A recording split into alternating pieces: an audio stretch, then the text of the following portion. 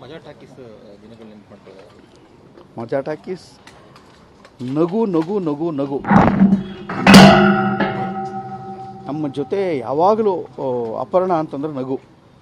ಸೃಜನ್ ಲೋಕೇಶ್ ಎಷ್ಟು ನಗಿಸ್ತಾ ಇದ್ನೋ, ಅವನ ಜೊತೆ ಇದ್ದವರೆಲ್ಲ ಎಷ್ಟು ತಮಾಷೆ ಮಾಡ್ತಾಯಿದ್ರು. ನಮ್ಮ ಜೊತೆ ಕುರಿ, ಶ್ವೇತಾ, ವಿಶ್ವ, ಪವನ ಎಲ್ಲರೂ ಇರ್ತಾಯಿದ್ರು. ಅವರೆಲ್ಲರ ಜೊತೆ ಸಮಕಾಲೀನರ ಥರ ಸಣ್ಣ ಮಗು ಥರ ಬಿದ್ದು ಬಿದ್ದು ನಗೋದು, ತಮಾಷೆ ಮಾಡ್ತಾ ಇದ್ದಿದ್ದು. ನಾವೇನು ಅವ್ರ ವಯಸ್ಸಿನ ಬಗ್ಗೆ ತಮಾಷೆ ಮಾಡ್ತಾಯಿದ್ವು, ರೂಪದ ಬಗ್ಗೆ ತಮಾಷೆ ಮಾಡ್ತಾಯಿದ್ವು, ಅವ್ರ ಡ್ಯಾನ್ಸ್ ಬಗ್ಗೆ ತಮಾಷೆ ಮಾಡ್ತಾಯಿದ್ವು.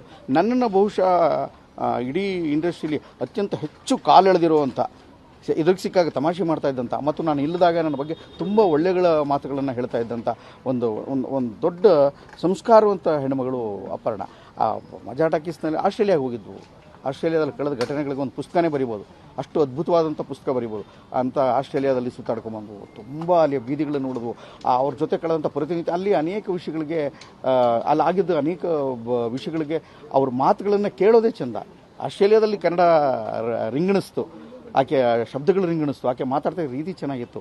ಮಜಾ ಟಾಕೀಸಿನ ಅಷ್ಟೂ ದಿನಗಳು ಸೃಜನ್ ಲೋಕೇಶ್ ಅವ್ರ ಮನೇಲಿ ರಿಹರ್ಸಲ್ ಆಗಿದ್ದ ದಿನಗಳನ್ನು ಮತ್ತು ಕಡೆಯ ದಿನಗಳಲ್ಲಿ ಹೊಸ್ತಾರೆ ಅವರು ಅವ್ರಿಗೆ ಊಟ ಮಾಡಿ ಕಟ್ಕೊಳ್ತಾಯಿದ್ರು, ಬುತ್ತಿನ ಕಟ್ಟಿ ಕಳಿಸ್ತಾಯಿದ್ರು ಶೂಟಿಂಗಲ್ಲಿ. ಬೇರೆ ಊಟ ಮಾಡೋದು ಬೇಡ, ಆರೋಗ್ಯ ಹಾಳಾಗತ್ತೆ ಅಂತ.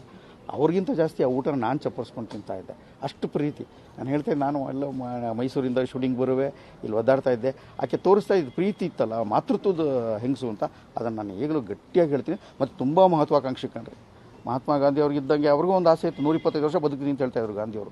ಯಮ್ಮನೂ ಒಂದು 100 ವರ್ಷನಾದ್ರು ಬದುಕಬೇಕು, ಇನ್ನೂ ತುಂಬ ಪಿಕ್ಚರ್ ಮಾಡ್ಬೇಕು ರಮೇಶ್, ಕಮರ್ಷಿಯಲ್ ನಮ್ಮದು ಕಟ್ಔಟ್ ನಿಲ್ಲೋದು ಬೇಡ, ಬರೀ ಗಂಡಸಿಗೆ ಮಾತ್ರ ನಿಲ್ಲಬೇಕಾ ಅಂತ ಇದ್ರು.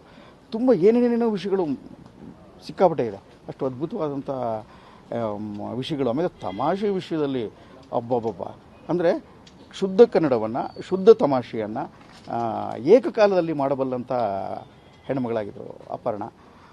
ನಾನು ಆಗಲೇ ಹೇಳ್ದಂಗೆ ಅಪರ್ಣದ್ದು ದೊಡ್ಡ ಶಕ್ತಿ. ಎಲ್ಲಿವರೆಗೂ ಆಕೆ, ನಾವು ಕನ್ನಡವನ್ನು ನಿಜವಾಗ್ಲೂ ಪ್ರೀತಿ ಮಾಡ್ತಾ ಇರ್ತೀವಿ, ಒಳ್ಳೊಳ್ಳೆ ಪುಸ್ತಕಗಳು ಓದ್ತಾ ಇರ್ತೀವಿ, ರಂಗಭೂಮಿ ಜೊತೆ ಇರ್ತಾ ಇರ್ತೀವಿ.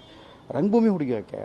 ಶಕುಂತಲೆ ರೋಲಿಂದ ಎಂಟ್ರಿ ಆಗ್ತಾರೆ ಅಶೋಕ್ ಬರ್ದಿನಿ ಅವರ ನಾಟಕದಲ್ಲಿ, ಮಲ್ಲಿಕಾ ಅಸೋಸಿಯೇಟ್ಸ್ ಅಂತ ಭಾಳ ಹಿಂದೆನೆ ಅಭಿಜ್ಞಾನ ಶಾಖದ. ಅಲ್ಲಿಂದ ಅಪ್ಪನ ಹೆಸರು ಭಾಳ ಜಗದ್ವಿಖ್ಯಾತ ಹೆಸರು, ಭಾಳ ದೊಡ್ಡ ಪತ್ರಕರ್ತರು ಅಪ್ಪ. ಆದರೆ ಅದನ್ನೆಲ್ಲ ಬಹುಶಃ ತಂದೆ ಮಗನ ಮೀರಿಸ್ಬೇಕು, ಅಪ್ಪ ಮಗ ಅಪ್ಪನ ಮೀರಿಸ್ಬೇಕು, ಹಿಂಗೆಲ್ಲ ಮಾತುಗಳಿದೆಯಲ್ಲ. ಅಪ್ಪನ ಹೆಸರನ್ನು ದಾಟಿ ಕನ್ನಡದ ಜನಮಾನಸಕ್ಕೆ ಒಬ್ಬ ನಿರೂಪಕಿಯಾಗಿ ಕನ್ನಡದಲ್ಲಿ ಮೊದಲ ಬಾರಿಗೆ ಪ್ರಥಮವಾಗಿ ತನ್ನ ಅಸ್ತಿತ್ವವನ್ನು ಸ್ಥಾಪಿತಗೊಳಿಸಿದಂಥ ಹುಡುಗಿ ಇದ್ದರೆ ಅದು ಅಪರ್ಣ. ಅದಕ್ಕಾಗಿ ಅಪರ್ಣ ಬಗ್ಗೆ ಯಾವತ್ತೂ ಹೃದಯದಲ್ಲಿ ಒಂದು ದೊಡ್ಡದಾದ ಪ್ರೀತಿಯನ್ನು ಕಾಪಿಟ್ಕೊಂಡಿರಲೇಬೇಕು. ಅದು ಖಂಡಿತ ಆಗುತ್ತೆ. ಅಪರ್ಣ ನಮ್ಮೆಲ್ಲರಿಗೂ ತುಂಬ ಆಪ್ತರಾಗಿದ್ದರು, ಪ್ರೀತಿ ಕೊಡ್ತಾಯಿದ್ರು, ಸಂತೋಷ ಕೊಡ್ತಾಯಿದ್ರು, ನಗು ಕೊಡ್ತಾಯಿದ್ರು. ಅವರ ಧ್ವನಿಯೇ ಮಹತ್ವ, ಅವರ ಕಾಕುಗಳು, ಒತ್ತುಗಳು, ನಾವೇನು ಇಂಟರ್ನ್ಯಾಷನಲ್ ಮಾಡ್ಯುಲೇಷನ್ ಕರಿತೀವಲ್ಲ ಅದನ್ನೆಲ್ಲ ಚಂದವಾಗಿ ನೋಡ್ಬೋದು. ಯಾರು ತಪ್ಪು ಹೇಳಿದ್ರೆ ಸಾಹಿತ್ಯ ಅಲ್ಲಿ ಅದನ್ನು ಪೂರ್ಣವಾಗಿ ಸರಿ ಮಾಡ್ಕೊಳ್ಳದೆ ಶೂಟಿಂಗಲ್ಲಿ ಮುಂದೆ ಹೋಗಿದ್ದೇ ಇಲ್ಲ ಆಕೆ. ಕಡೆಯಲ್ಲಿ ನನ್ನ ಹೆಂಡತಿ ಪಾತ್ರ ಮಾಡೋಕ್ಕೆ ಒಂದು ದಿವಸ ಮುಂದೆ ಹೋಗ್ತಾ ಇರಲ್ಲ, ಕರೆಕ್ಟಾಗಿ ಅರ್ಥವನ್ನು, ವಾಕ್ಯವನ್ನು ಸ್ಫುಟವಾಗಿ ಎಚ್ಚರಿಕೆಯಿಂದ ಹೇಳೇ ಮುಂದಕ್ಕೆ ಹೋಗ್ತಾಯಿದ್ರು. ಶೂಟಿಂಗಿನ ಆ ದಿನಗಳು ತುಂಬ ಮಹತ್ವಪೂರ್ಣವಾದವು.